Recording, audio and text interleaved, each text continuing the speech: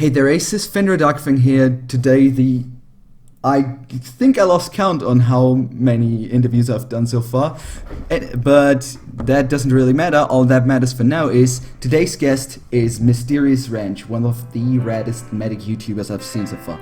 Thanks for being here today. Thanks for having me, man. Ah, come on, that cliche line. Oh, thanks for having me, pal. I don't know what you want from me, Fenrir. I want the banter, that's all I want. Anyways, let's hop right in. Alright, let's go.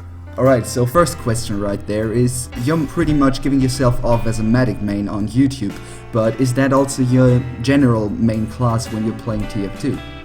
If I'm playing with friends, 99% of the time I'm playing medic, because part of medic for me is the fact, like, I don't like playing TF2 alone, you know? It's communication is a large part of what's fun for me.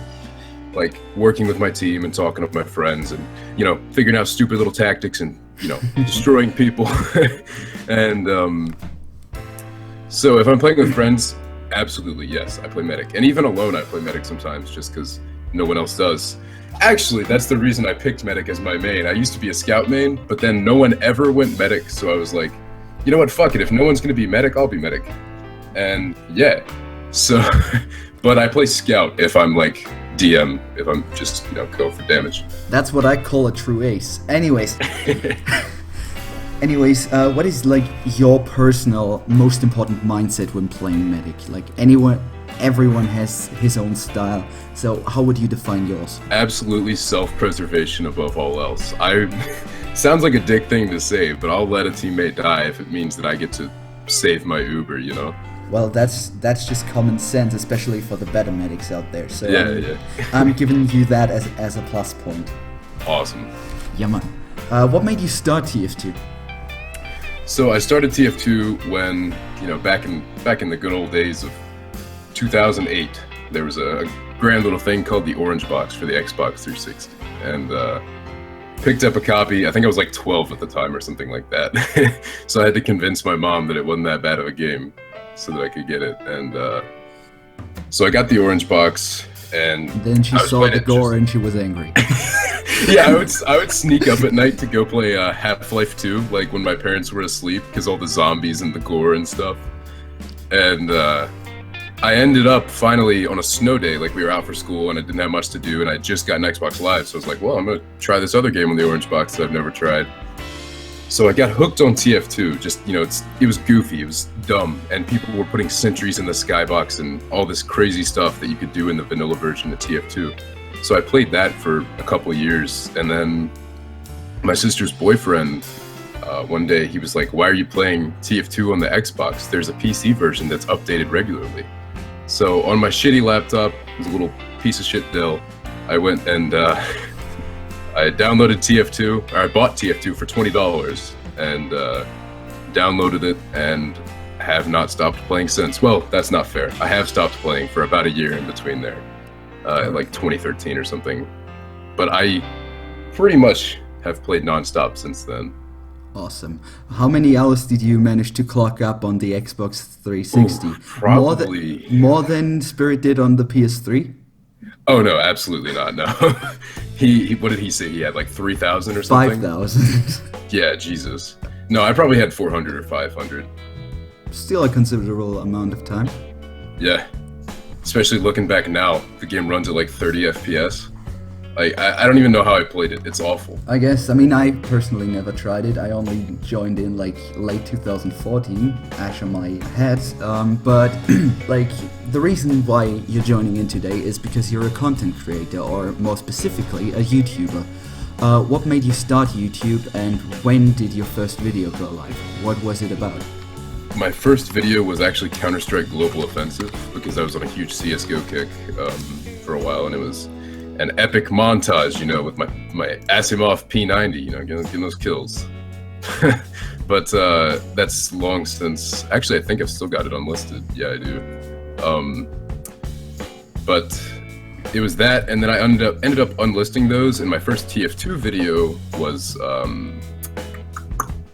it was me messing around with a hacker on a Pokemon Goldenrod City trade server, and Yeah, and the reason I started was because people always told me I had like a radio voice, and so You totally do, though. radio phase 2, right? And, oh, roasted myself. Got it. Anyways, so yeah, I just decided to, practice that and put it to use, and kind of fell in love with the whole content creation thing. Gotcha. Do you, like, from the top of your head know what your, to this day, most viewed video is? It's a recent one. It's the secret amputator nerf video, I think. Exactamundo. Yeah. It's got 65,000 views right now. Oh Jesus! Last time I checked, it had like 55,000. That's crazy. That's super weird, dude. Like, how much time did you put into that video even? That's actually not the most time I've put into a video. The most time I've put into a video is now, the video's unlisted now, or actually even private, because it had some false information that, at the time, because there was a lot of math going into it, it was the, out-healing at Chris Krieg, and at the time, it started as a personal question, like, how much healing, how many medics would it take to out-heal a Kritzkrieg? And so I just tunnel visioned on this question, and I didn't think about how practical it was or how important it was, which was not at all. And so I just spent like 40 hours doing calculations and editing and all this stuff for this video, and it ended up being incorrect. It did pretty well as a video, but I ended up, I just didn't want to put false information out there. Okay, to be fair, I can tell you right off the top of my head how to out-heal Kritzkrieg. How? Get out of its fucking sideline. Yeah, I don't know why I did that, but I had fun doing it, and it was a challenge, even though I got it wrong. But I spent probably, from the time of recording audio to editing the audio to then putting it with the video and recording the gameplay, I probably spent 8 hours on that video or something. Which is incredible. I mean, me personally, I usually need about, like, let's say 6 hours if I count sound cutting in, but for the video itself, I tend to take 3 to 4 hours. Yeah, and it really just depends for me. Like, sometimes I'll spend 2 hours on a video and it'll be great, and then sometimes, like I said, I'll spend 40 hours on one and it'll turn into a piece of garbage. Right, next up is, since not so long ago, you're actually part of a collaboration group. Want to elaborate further on that? Yeah, Blappatcher Co. is a collab group of friends. It's actually 16 now. I was going to say 15, but it's 16 TF2 YouTubers. Right. Who was the last one to join in? It was Glassy, Jimmy. Wasn't it? Yeah, Glassy. So now it's 16 members, and basically the premise of it is we're entirely non-profit, by the way. As an organization, there are people who obviously monetize their own videos, but we already did one charity stream, and we plan to do a lot more going forward, because that really kind of, we realized afterwards that's like really what we want to be doing, because it was a good thing, Well, okay. Anyways, like, do you remember correctly? You like clocked up about $850. Yeah, it was I think it was like 857 or something. I unfortunately couldn't make it to the stream because, as I told you, I wasn't feeling well that day. But But still, yeah. That's like really an amazing sum. Like, yeah, it's awesome. We're super glad we could help with such a great cause and have fun doing it. Off the top of the head, and today I'm saying off the top of the head a lot, but are there any people from Blab, especially the ones that were participating in the stream, that you want to make a shout out towards?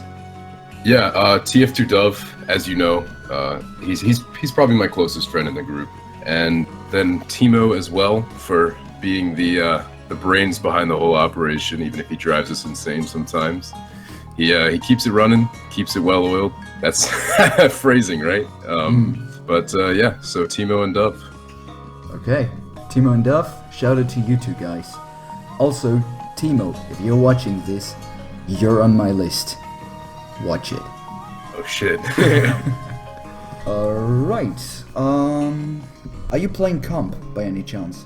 I'm rostered on a high silver or low plat team now, depending on what the admins end up doing with us. But it was a gold team before gold was like, not a thing anymore. And it's honestly going to be more of a roster ride for me than anything, because I'm a sub. And yeah, I'd love to get some playtime, and I hopefully plan to, if I can.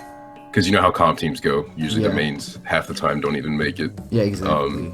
So I'd love to get some playtime there. Like me personally, on my current team, I started as a sub, and I was moved to being the main because the sub was never the main spy was never making it. So Yeah.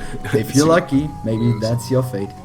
Yeah, that'd be awesome, dude. Getting back to the Amputator's secret nerf video, like before the nerf, is it correct for me to assume that the Amputator was like your personal favorite melee weapon, considering absolutely. you're about self-preservation over all else?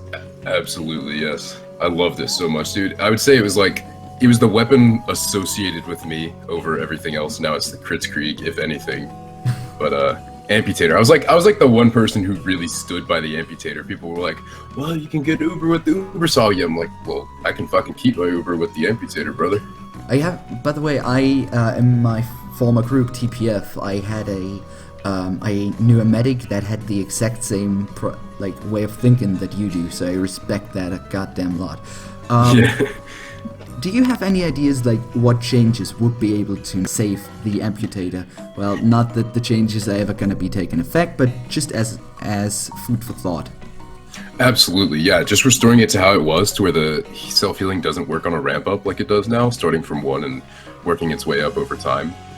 Just restoring it to where it's a flat +3 bonus when you have it out would save it entirely, though that still wouldn't break the Uber Saw meta. So if you really wanted to break the Uber Saw meta, you could buff the taunt as well, and make it so that the taunt either lasts not nearly as long but does the same healing, so it's less dangerous to activate it, or you could make it so that the taunt is like a looping taunt where you can start it and stop it whenever you want. And I think it'd be actually maybe a meta changer if you did that. Might actually. And now again, getting back to your channel, yeah, I know I'm kind of getting back and forth between topics right there. Getting back to your channel, is there like any way you're currently like looking forward to where you're gonna be pushing that? I don't know if I've told you this before, but I tell people all the time, I just kind of roll with my channel. I make what I enjoy making, and sometimes that's just pub videos, and sometimes that's in detail, medic content. Recently I've decided to focus more on medic, as you can probably see by my recent content. No shit, sir. And instead of just using it as kind of the figurehead for my channel, I'm like really focusing on it. And as a result, I've unfortunately seen a lot of, "Oh, you're in a race 7 copy, you're, all that." But you just got to roll with it, because people are going to think that if you use the same class as any popular TF2 YouTuber, basically. Yeah, I guess. I'm just glad that my focus so far is not on gameplay, but on knitting the community together, I'll say. Yeah, your channel's actually an awesome project. It's something I feel like this community needs, especially as of late, where everyone's kind of at each other's throats. Thanks for the compliment. I appreciate it a lot. Anyways, I think we are actually already getting a nice amount of time here. So, last question is there anything else you personally want to get out there to the people? I'm just going to quote a Soundsmith tweet from yesterday, which is, if you see a TF2 YouTuber in a game or something, treat him like a person. Just talk to him like a normal person. It's fine to if you like their channel, tell them. That's awesome. We're always happy to hear that. But don't target them, and don't act weird, and don't try to impress them.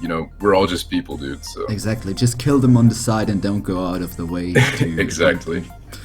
Okay, I guess that's it for today then. Thanks for joining in, guys, and thanks to you, Wrench, for joining me in as well. That's no problem, man. Glad to be here. You people out there, again, thanks for watching, and always stay the ace up your team's sleeve. Have a good day.